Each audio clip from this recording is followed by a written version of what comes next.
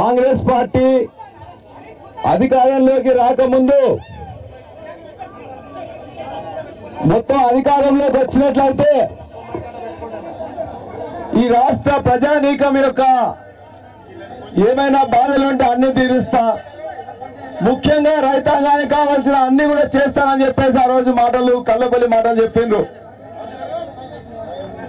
6 గ్యారెంటీలు అని చెప్పేసి ఇవాళ దరిదాపుగా సంవత్సరం వస్తున్నా కూడా కనీసం మన రైతులకు సంబంధించిన ఏం చేసినో ఏం చేయలేదో ఇలా మాట్లాడుకున్నాం. ఖచ్చితంగా ఇక్కడ రాష్ట్ర మాజీ మంత్రివర్యులు దయాకర్ రావు నాయకత్వంలో పాలకుర్తి నియోజకవర్గంలో ఉన్న రైతాంగాన్ని మొత్తం కూడా ఇక్కడికి రావడం జరిగింది. దాంతో పాటు ఇక్కడ ఉన్న వరంగల్ జిల్లా నాయకత్వం మొత్తాన్ని కూడా ఇక్కడికి వారు ఆహ్వానిస్తే మీ అందరితో మాట్లాడాలని చెప్పేసి మేము రావడం జరిగింది.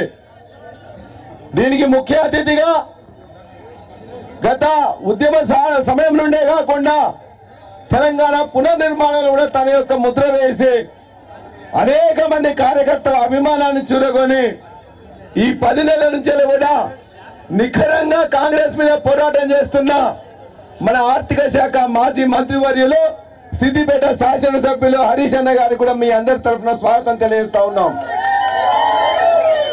మాజీ మంత్రివర్యులు సత్యవతి రాథోడ్ గారు, మాజీ స్పీకర్ గారు, ప్రస్తుతం ఎల్ఓపి లెజిస్లేచర్ పార్టీలో ఇవాళ ప్రతిపక్ష నాయకులుగా ఉన్నారు. దానికోసం కూడా మనకు కొట్లాడి తీసుకురావాల్సి వచ్చింది. మధుసూదనాచారి గారు, కవితక్క, అదేవిధంగా వేదిక మీద ఆశీలైన ఇతర పెద్దలు పోచంపల్లి శ్రీనివాసరెడ్డి గారు, అదేవిధంగా రావుల శ్రీధర్ రెడ్డి గారు, అదేవిధంగా ఎంకన్న, మా రాజన్న, అదేవిధంగా రాకేష్ రెడ్డి గారు, వాసుదేవరెడ్డి గారు, అనేక మంది ఇతర నాయకులు అందరూ కూడా పాలకుర్తి నాయకులు ఉన్నారు. వారందరికీ నమస్కారం తెలియజేస్తూ ఇవాళ అన్ని విషయాలు మన హరీష్ అన్న మాట్లాడుతున్నారు కానీ